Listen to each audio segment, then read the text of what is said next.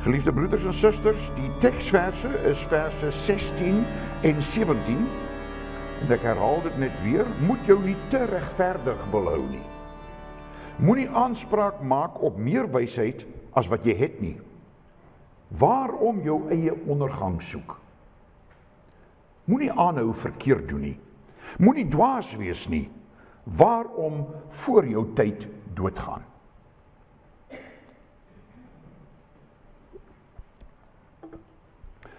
Geliefde broeder en suster, jy het miskien al een van Rick Warren se boeke gelees. Die een boek is The Purpose-Driven Church en die ander een The Purpose-Driven Life. Hy gee voor dat hy in sy boeke aanhaal uit die Bybel. Maar eintlik haal hy aan uit The Message. 'n boek wat geskryf is deur ene Eugene Peterson, waar hy die Bybel in sy eie woorde gaan stel het. Dis 'n parafrase van die Bybel. Rick Warren haal vrylik uit die Message aan. Maar die Message is nie die Bybel nie. Dit is bloot Eugene Peterson se woorde, sy idees van wat die Bybel regtig sê. Peterson se weergawe van Prediker 7 vers 18, die laaste vers wat ons gelees het is: It's best to stay in touch with both sides of an issue. Aan die een kant moet jy nie te regverdig of te wys wil wees nie. Aan die ander kant moet jy nie al te goddeloos en dwaas wees nie. Jy moet so 'n middeweg, 'n goue middeweg tussen die twee loop. Daar is ook 'n Nederlandse Bybelvertaling, ook 'n soort van 'n parafrase. De Groot Nieuws Bybel, wat ook van 'n middeweg praat. Wees nie al te regverdig en te wys nie, en wees nie al te goddeloos nie. Kies so 'n tussenin pad. Vers 16, wat die eerste teksvers is wat ons het, sê: maak jy het niet te moeilik. Moet dit vir jou te moeilik maak nie. Vers 18 staan daar: wie ontzag heeft voor God, weet het juiste midden te volgen. Wie ontzag het vir God, gaan daar die juiste middeweg volg. Die middeweg, volgens hierdie Bybelvertalings, is dus die juiste, ware weg, die juiste midden, soos die Hollandse Bybel dit sê. Volgens hierdie Bybelweergawes is daar dus eintlik 3 paaie. 'n pad van te groot regverdigheid en wysheid, 'n pad van goddeloosheid en dwaasheid, en dan so 'n tussenin pad. Nou is die vraag, is Eugene Peterson en Rick Warren, wat miljoene van sy boeke verkoop het terloops, en de Groot Nieuws Bybel, korrek, dat daar eintlik 3 paaie is? Die Here Jesus het ons maar net van 2 paaie vertel. 'n breë pad wat na die verderf lei, en 'n smal pad waardeur jy amper nie kan gaan nie. 'n smal pad wat na die lewe lei. Daar is nie iets soos 3 paaie nie. Hier in die Predikerboek wat ons nou gelees het, vind ek 'n skaduwee van wat die Here Jesus ook later gesê het. Hy het gesê, in die koninkryk van God is daar ander reëls, ander voorkeure as in die koninkryk van die wêreld. In die wêreld is dit 'n geval van hoe meer plesier, hoe lekkerder. Hoe meer geld, hoe beter. Hoe meer mag, hoe sterker. Die prediker draai dit om.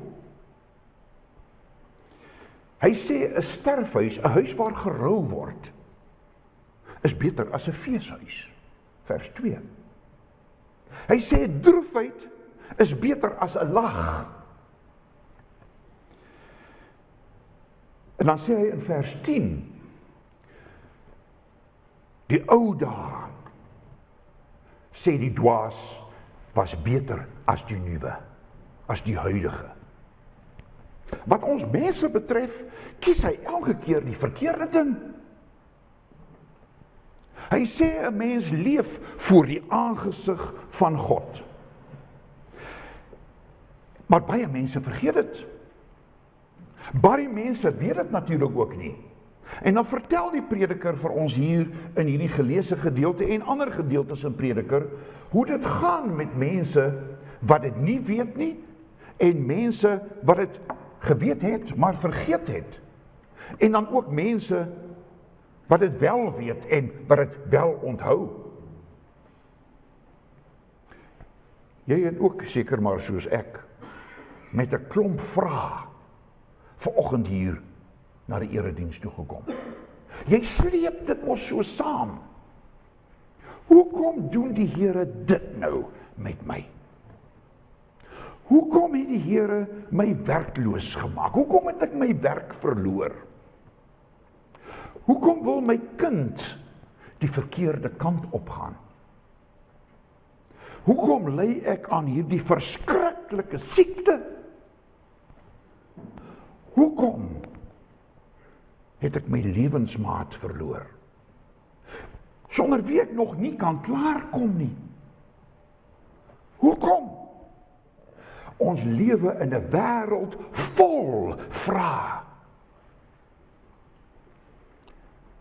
Die prediker waarsku ons nou in ons geleesde gedeelte om daardie hoekoms, waarvan ons baie het, tog maar nie as beskuldigings na die hemel toe te slinger nie. Hy waarsku ons om versigtig te wees, om met ons wysheid en ons insig en ons gevoel vir regverdigheid na die Here toe te wil gaan. Ons kan so maklik vir God kwaadlik neem dat dinge in ons lewe gaan soos wat dit gaan. En daarteen waarsku die prediker. En die eerste waarskuwing is, moet jou nie te regverdig of wys wil hou nie. Vers 16, se eerste deel. Wat jy en ek regverdig vind, mag God dalk glad nie regverdig vind nie. Dit is waarskynlik glad nie regverdig in die oë van God nie. Daar is teoloë wat vandag sê dat dit verskriklik onregverdig is dat een moes sterwe vir ons sondes. Hulle sê, as daar dan gesterwe moet word, dan sal ons dit maar self doen. Dit is mos die straf op die sonde, en dan sal ons dit wel self doen. Ons het nie vir Jesus nodig nie. En dan noem daar die teoloë, sogenaamde teoloë, dit alternatiewe versoening. Ons kan wel self vir ons sondes versoening doen. Ons het nie vir Jesus nodig nie. Daar is mense vandag wat dink hulle is wyser as God. Hoekom het die Here sus of so in my lewe gemaak? Hoekom het hy dit nie op 'n ander manier gedoen nie? Daar is tog 'n beter manier. Jy ken mos vir Petrus, een van die disippels van die Here Jesus. Daardie disipel wat altyd eerste iets geweet het en eerste iets gesê het. Mense kan amper sê hy was soort van die hoofouderling. Toe die Here Jesus vir sy disippels vra, wie sê julle is ek? Was dit Petrus wat na vore spring en hy sê, u is die Christus, die seun van die lewende God. En daardeur het hy die eerste belydenende lidmaat geword van die Christelike kerk. U is die Christus. En Jesus het so na Petrus gekyk en vir hom gesê, Petrus, dit is nie 'n mens wat dit vir jou geopenbaar het nie, maar my Vader wat in die hemel is, wat met sy Heilige Gees in jou hart gewerk het. Jy kan dit maar lees in Matteus 16 vers 15 tot 17. En toe vertel die Here Jesus vir sy disippels wat dit beteken dat hy die Christus is. Dit wat Petrus daar bely het. Wat beteken dit dat hy die Christus is? En hy vertel hulle dat hy sal baie moet ly en dat die skrifgeleerdes en die owerpriesters hom gevange sou neem en hom sou martel en sou doodmaak. En dat is dieselfde Petrus wat na vore spring en sê, Here, dit sal beslis nie met u gebeur nie. Lees maar daardie woorde in Matteus 16 vers 22. Hierdie keer sê die Here Jesus nie, Petrus, dit is my Vader in die hemel wat dit vir jou geopenbaar het deur sy Heilige Gees nie. Nee, dit is nie wat die Here Jesus hierdie keer vir Petrus sê nie. Hy sê, dit is Satan wat dit vir jou gesê het. Daar staan, moenie in my pad staan nie, Satan. Jy is vir my 'n struikelblok, want jy dink nie aan wat God wil hê nie, maar wat die mense wil hê. Matteus 16 vers 23.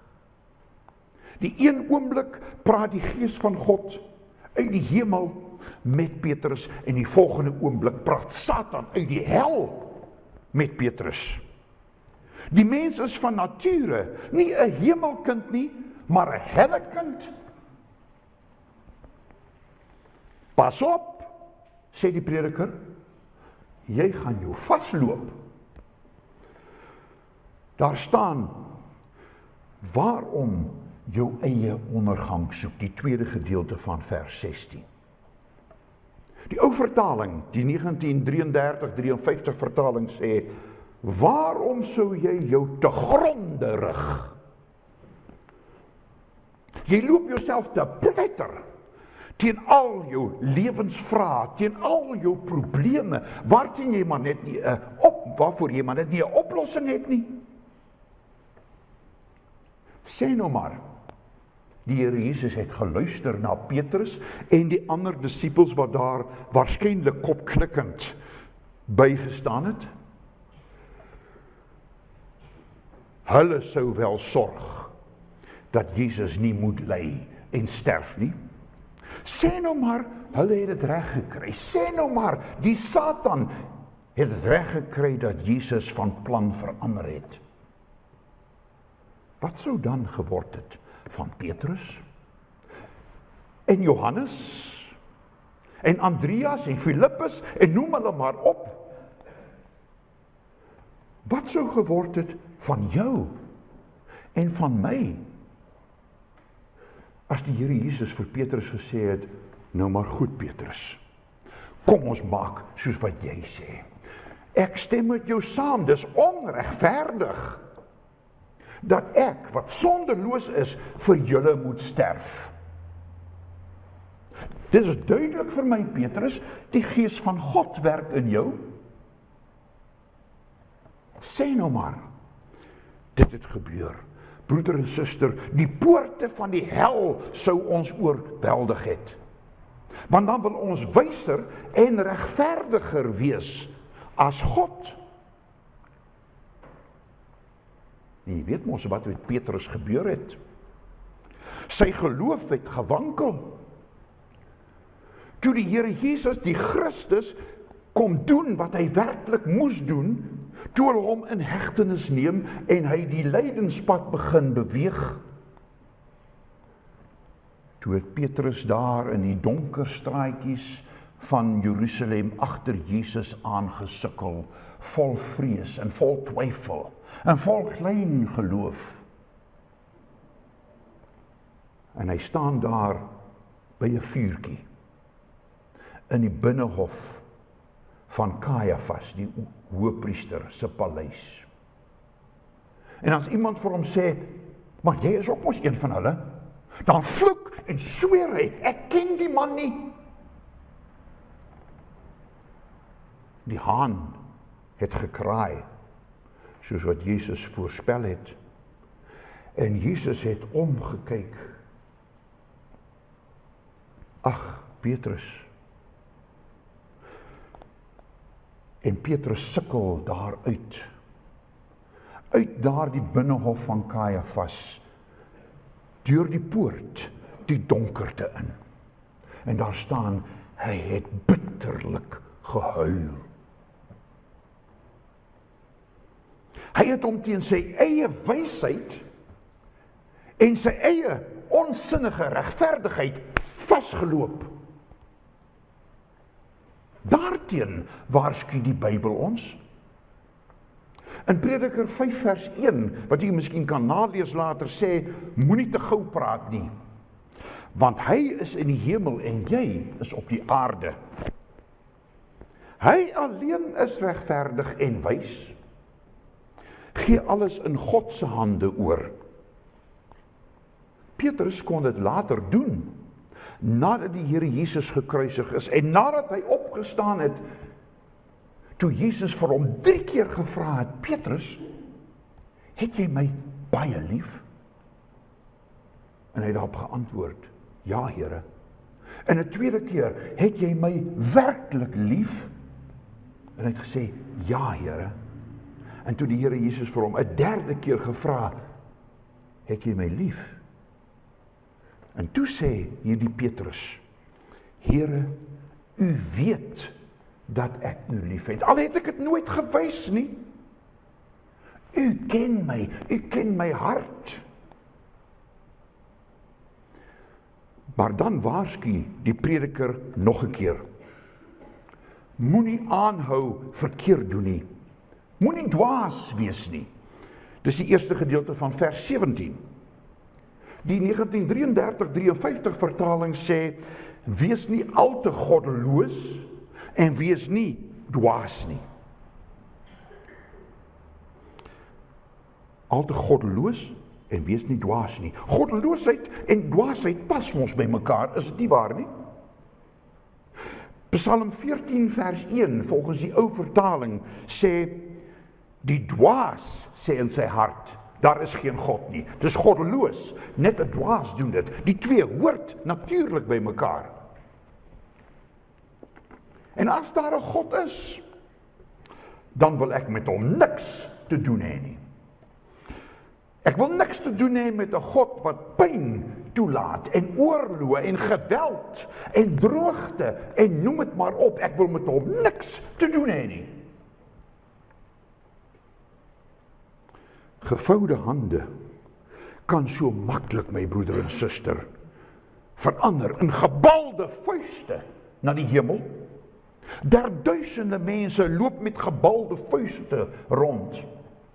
Hulle sê, as dit God is wat my werkloos maak, as dit God is wat my huwelik verongeluk het, as dit God is wat my lewe so bestuur, dat ek nêrens, op geen manier, dit wat ek graag wil bereik, kan bereik nie, dan wil ek met hom niks te doen hê nie. En dan sê hy vir kerkmense, moenie met julle praatjies na ons toe kom nie. Ons wil evangelisasie doen, dan sê hulle, ag nee wat, kom, loop met julle vroom praatjies. Ek wil met daardie God van jou niks te doen hê nie. Ek gaan jou weer by die kring van die Here Jesus se disippels bring. Daar so tussen Petrus en Johannes en die ander disippels staan 'n ander disipel met die naam Judas. Toe Jesus al hoe meer vir die disippels vertel dat hy verdruk moes word, dat hy gegeesel moet word, dat hy moet ly en dat hy moet sterf aan 'n kruis, draai Judas teen Jesus. En hy dink so by homself, as hy die seun van God is, dan wil ek met hom niks te doen hê nie. Nee, dankie. Hy kry 'n geldjie van 30 silwerstukke. En hy verraai sy Here. Hy bal sy vuis vir oulaas teen die Here Jesus. Dit kan so maklik gebeur, my broeder en suster. In hierdie tyd waarin ons lewe, dat ons vuiste bal en sê, kerk, nee dankie. Bybel, ag nee. Dis 'n ou boek. Dis 'n boek geskryf vir soveel eeue gelede. Dit hou nie tred met die huidige kulture en die huidige omstandighede nie. Dis 'n moderne lewe. Ons kan ons nie laat lei deur 'n ou boek nie. En Jesus? Ag, hoe verskil hy nou van Boeddha en van Mohammed? Vra hulle. En dan vra die prediker, waarom voor jou tyd doodgaan, vers 17. Die tweede gedeelte van vers 17. En ek is seker, die prediker het geweet, niemand gaan voor sy tyd dood nie. Dit is die Here, dit is God wat die sterfdatum van 'n persoon bepaal. Maar my broeder en suster, iemand wat onbekeerd lewe, sterf nie voor God se tyd nie, maar hy sterf voor sy tyd. Dink mooi daaroor. Want God wil hê dat almal tot bekering moet kom en moet lewe. Maar as jy nie wil lewe nie, en jy wil jou nie self bekeer nie, dan kom jy te sterwe voor jou tyd. Judas het na die tempel gegaan en die 30 silwerstukke vir hulle probeer teruggee, maar hulle wou dit nie hê nie. Toe het hy dit so rinkelend daar oor die tempelvloer gegooi. En hy het gesê, ek het gesondig. Ek het 'n onskuldige man verraai. Lees dit maar in Matteus 27 vers 4. Hy bely dat hy gesondig het. O Judas, Judas, hoekom het jy nie teruggedraai na Jesus, soos wat Petrus teruggedraai het nie? Toe Petrus gehoor het, dat die Here Jesus het opgestaan, het hy daai môre vroeg na die graf toe gehardloop om te gaan kyk of dit tog regtig so is, dat sy heiland opgestaan het. Maar Judas, daar is 'n stuk grond, daar's 'n boom, en daar's 'n tou. En miskien nog een keer 'n gebalde vuis na die hemel, en hy het vooroor geval en homself vermoor. Judas het voor sy tyd gesterf. Wat 'n dwaase ding gewees. Hy het nie na Jesus toe gedraai nie, hy het gesê, ek sal self vir my sonde betaal. Broeder en suster, wat 'n heerlike evangelie het ons nie. 'n Evangelie van God wat regverdiger en wyser is as ons. Eerder as om die sonde ongestraf te laat bly, het God besluit om dit aan sy eniggebore seun met die kruisdood te straf. Die alwyse God het een sondelose mens, wat hy na die wêreld gestuur het, en wat tegelykertyd die seun van die mens en die seun van God was, gevra en opgedra om vir mense se sondes te betaal, om mense soos jy en ek te betaal. En hy kon dit doen, omdat hy goddelike mag gehad het, want hy is die seun van God. Hy kon dit doen, en hy kon uiteindelik uitroep, dit is volbring. Wat 'n heerlike evangelie.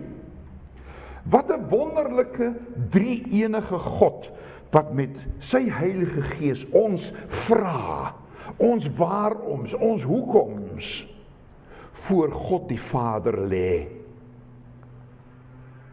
En God die Vader wat dan sê, my kind, ek het jou gehoor, en ek het jou goed verstaan, ter wille van my seun Jesus Christus, is dit duidelik, jy hoort ook by my. Wat 'n wonderlike evangelie. Laat dit jou lewenskeuse ook in hierdie jaar wees wat voorlê, dat jy jou waaroms, jou lewensvrae in God se hande lê. Want daar is hulle veilig. Amen.